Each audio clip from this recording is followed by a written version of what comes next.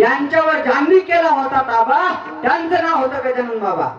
शेगाव गावाची ख्याती जगभर झाली. याचं कारण म्हणजे श्री गजानन महाराज प्रगट झाले. एके दिवशी देवीदास पातुरकर यांच्या वाड्यामध्ये त्यांच्या मुलाची ऋतुशांतीची पूजा चालली होती. तो दिवस म्हणजे माघ वद्य सप्तमीचा दिवस होता. त्या घरामध्ये एका मागे एक पंक्ती उठत होत्या. किती तरी लोक येत होते आणि जेवून जात होते आणि जेवलेल्या पत्रवाळ्या बाहेर टाकल्या जात होत्या. आणि त्या पत्रवाळ्याच्या गंधाजवळ एक तेजस्वी तरुण बसला होता. तो तेजस्वी तरुण दिसायला देखणा होता. अरे त्याच्या त्या लखलखणाऱ्या चेहऱ्याला पाहून कोणी दंग होईल सगळं चेहरा सूर्यासारखं तेज चमकत होतं. आणि त्या रस्त्याने त्या ठिकाणून एक बंकटलाल स्वामी आणि बंकटलाल अग्रवाल आणि दामोदर पंत कुलकर्णी हे त्याच रस्त्याने जात होते. जात असताना त्यांना त्या वडाच्या झाडाखाली तो तरुण दिसला आणि ते त्यांच्याकडे गेले.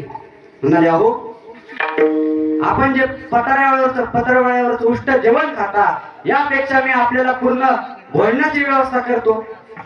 त्या तरुणाने खाली बघितलं आणि एकदा वर बघितलं आणि लगेच त्याला बंकटलालच्या हात नमस्कारासाठी जोडले गेले. एवढा तो तेजस्वी तरुण होता महाराज.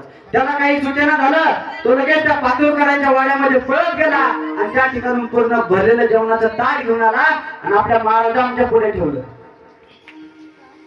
महाराजांनी कसलाही विचार केला नाही. एकदा ताटाकडे बघितलं आणि एकदा त्याच्याकडे बघितलं आणि जेवायला सुरुवात केली. अगदी लिंबू मिठापासून तर अगदी गोड पदार्थापर्यंत सर्व पदार्थ एकत्र केले आणि जेवायला सुरुवात केली. आणि जेवण झाल्याच्या नंतर बंकटलाल अग्रवाल यांनी त्यांना विचारलं, महाराज आपल्याला काही हवं आहे का?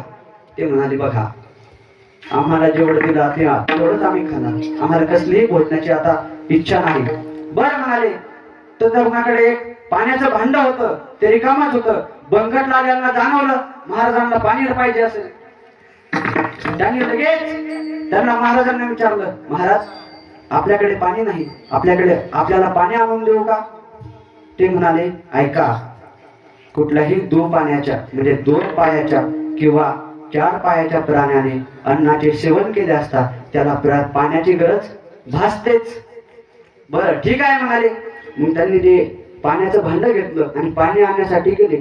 ते पाणी आणण्याच्या अगोदर योग असा होता की महाराज झाडाखाली नव्हतेच राहिले.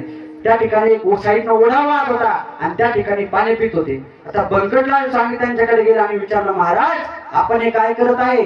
याच्यामध्ये कितीतरी लोकांनी पाय बुडवले, कितीतरी लोक याच्यातून पाय देऊन जातात, आपण हे असं पाणी पिता? तो म्हणाला, आमच्यासाठी काय हे जग म्हणजे आमच्यासाठी जे काही आम्हाला मिळेल त्याच्यावर आम्ही राहतो. असं म्हणून बंकटलालने त्यांच्याकडे बघितलं, त्यांचं भांड त्यांच्या पुढे ठेवलं आणि महाराजांची कीर्ती पाहून बंकटलालने त्यांना नमस्कार करण्यात तेवढ्याच महाराज तिथून प्रगट झाले. म्हणजे त्या ठिकाणी महाराज त्यांना परत दिसले नाही. याचा अर्थ असा की त्या ठिकाणी महाराजांचा तो प्रगट दिवस होता.